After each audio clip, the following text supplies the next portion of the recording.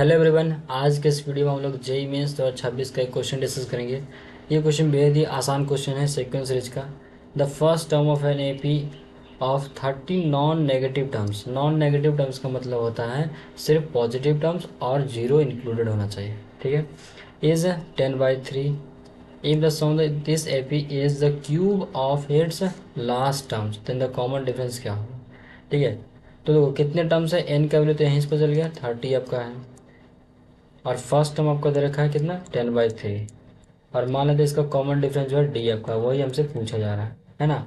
अब उसने कहा कि इस एपी का जो सम होगा, तो 30 टर्म्स का सम क्या होगा, 30/2 इंटू 10/3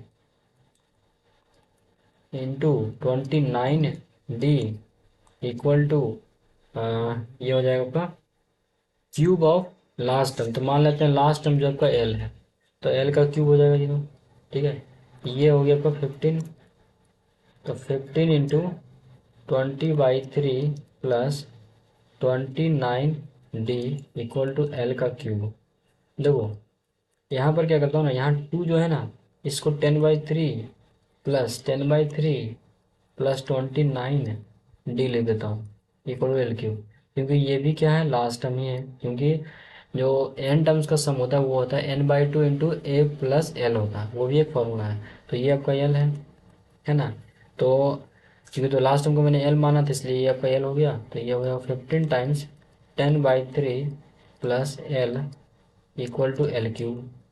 तो मल्टीप्लाई कर दो तो ये हो जाएगा 50 plus 15L equal to L cube. तो L cube minus 15L minus 50 equal to 0। अब यहाँ से हमें एल का वैल्यू फाइंड आउट करना है। अब देखो ऐसे तो क्यूबिक को सॉल्व करने का कोई तरीका नहीं है, तो एक तरीका का हिट एंड ट्रायल का मेथड है।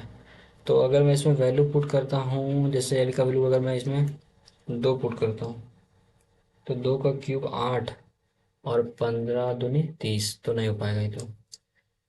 3 पर 27, नहीं तो नहीं हो पाएगा। 4, 4 3 4 जब 4 का क्यूब होता है 64, ये भी नहीं हो पाएगा।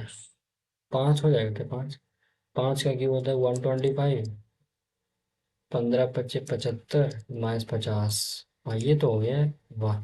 इसका मतलब कि एल का वैल्यू इसमें 5 सेटिस्फाई कर रहा है। अब देखो इसको तुम्हें सेटिस्फाई करके देखना पड़ेगा, इसके लिए कोई तरीका नहीं है, ठीक है। तो यहाँ आ गया L-5, और ये हो जाएगा L² माइनस 5L², तो प्लस 5L, और ये हो गया -25L प्लस 10 टाइम्स, ये आपका आ गया इक्वल टू 0 है, ठीक है। अब जो इसका जो डी है ना, डी इसका डी आ रहा है नेगेटिव आ रहा है, डी क्या आ रहा है नेगेटिव, डी नेगेटिव, इसका मतलब ये ऑलवेज पॉजिटिव आपका है। तो ये 0 तो हो ही नहीं सकता, तो एल का वैल्यू सिर्फ क्या आ गया 5 आ गया, ठीक है। और एल क्या था 10/3 प्लस 29D इक्वल टू 5, है ना। तो यहाँ से डी क्या हो जाएगा, 29D इक्वल टू 5 माइनस 10/3, तो ये आ गया 5/3। तो डी का वैल्यू आपका आ गया 5/29 × 3, तो 29 3 87, तो 5/87 आ रहा है भाई। तो ये आपको ए ऑप्शन में दिखाई दे रहा है, ठीक है। आई होप आपको ये सॉल्यूशन काफ़ी अच्छा लगा होगा। अगर अच्छा लगा हो तभी आप क्या करें, इसको लाइक करें, सब्सक्राइब करें। Thank you.